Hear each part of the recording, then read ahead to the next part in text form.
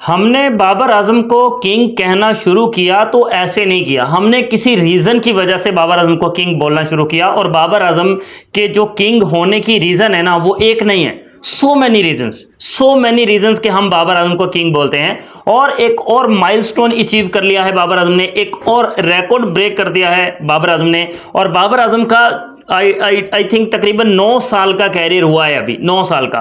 और 9 साल के कैरियर के अंदर बाबर आजम अपने जो उसने एक हाईएस्ट रैंक अचीव कर लिया है ना, मुझे नहीं लगता कि कोई भी खिलाड़ी सिर्फ 9 साल के कैरियर के अंदर इतना बड़ा कोई फीट अचीव कर ले, इतना बड़ा वो कोई मतलब एक मंजिल तक पहुंच जाए, ऐसा मैंने बहुत कम होते देखा है। और बाबर आजम ने सिर्फ 9 साल के अंदर अंदर जो टोटल टेस्ट, T20, ODI सबको मिला के जो इंटरनेशनल टर्न्स हैं उनमें 45th नंबर पर आ चुके हैं बाबर आजम, सिर्फ 9 साल के कैरियर के अंदर।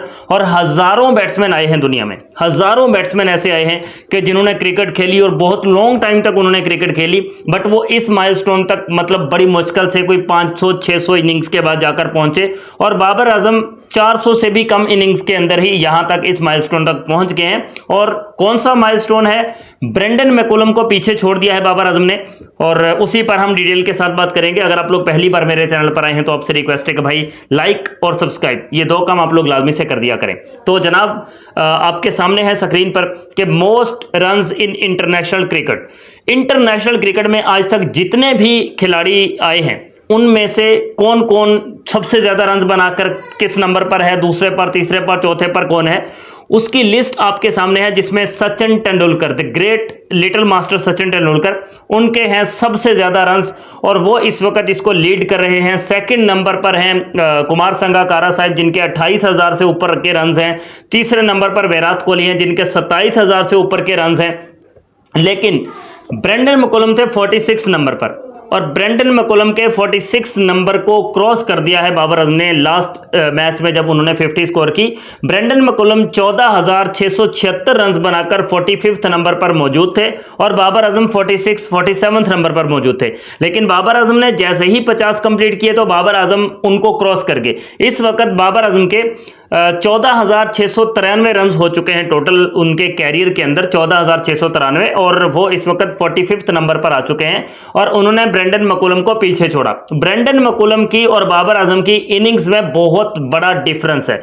और इसके साथ साथ ब्रेंडन मैकुलम को पावर हिटर और ना जाने कैसा कैसा बैट्समैन उनको माना जाता कि वो बहुत तेज क्रिकेट खेलते हैं, बड़े वो एक मंझे हुए क्रिकेटर थे, एक बड़े ही स्ट्रॉन्ग क्रिकेटर थे। और बाबर आजम के बारे में लोगों की जो तक है, जो लोगों का दोगलापन है, वो आपके सामने होता है कि बाबर के बारे में क्या बोला जाता है। बट बाबर आजम ने ब्रेंडन मैकुलम को पीछे छोड़ दिया, उनके 676 रन को, 14,676 को पीछे छोड़कर 14,693 रन बनाकर बाबर आजम इस वक्त 45th नंबर पर इंटरनेशनल क्रिकेट के अंदर आ चुके हैं।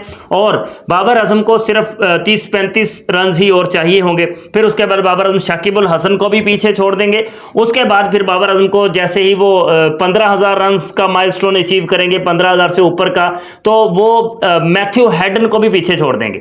ऐसे हैं बाबर आजम, ऐसे हैं बाबर आजम।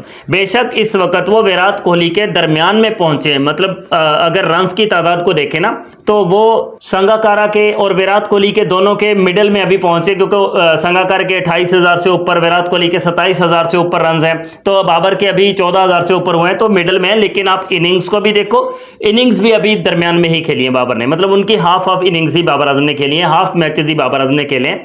तो अगर बाबर आजम उनके मैचेस की तादाद तक पहुंचेंगे तो ऑब्वियसली बाबर आजम उनके रन्स की तादाद तक भी पहुंच जाएंगे।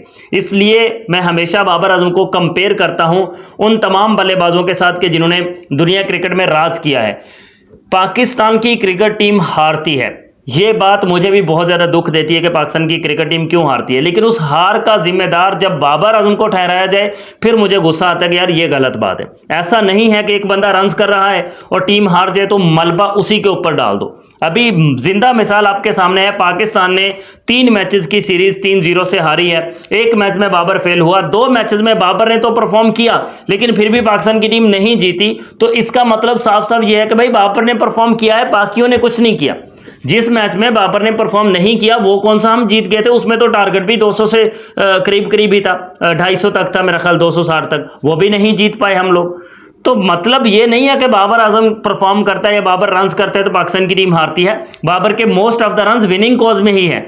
अब बाबर आजम रन्स कर लेता है, बाकी और कोई नहीं करता, टीम हार जाती है, तो ब्लेम बाबर आजम को नहीं जाएगा भाई, बाकी 10 खिलाड़ियों से भी पूछना चाहिए कि आपने क्या किया। सो वेल डन तो Babar Azam, another day another record. और बाबर आजम ने एक और बहुत बड़ा, ये मेरे ख्याल के मुताबिक ये बहुत बड़ा संग मील है जो बाबर ने अबूर किया है, और 45th नंबर पर आना पूरी दुनिया के 1000 ऑफ क्रिकेटर्स की लिस्ट में, यार ये बहुत बड़ा एजाज है, बहुत बड़ा एजाज है।